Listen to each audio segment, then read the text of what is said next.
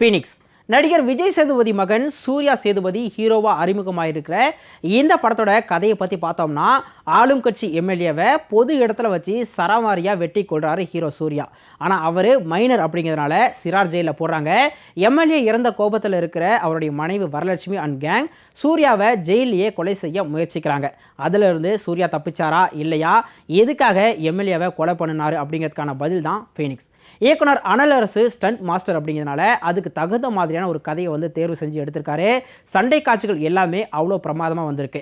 Hero Surya தன்னோட முதல் படத்திலேயே அருமையான நடிப்பு கொடுத்துருக்காரு. சண்டை காட்சிகள் எல்லாமே மெனக்கட்டு ரொம்பவே சூப்பராக பண்ணியிருக்காரு. முதல் முறையாக ஹீரோவாக நடிக்கிறாரு.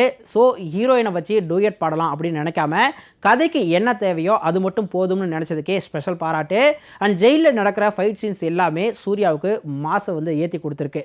பாக்ஸிங் பிளேயர் அப்படிங்கிறதுக்காக ஏற்ற மாதிரி உடலமைப்பையும் கொண்டு கஷ்டப்பட்டு நடிச்சிருக்காரு அப்படின்னு சொல்லலாம்.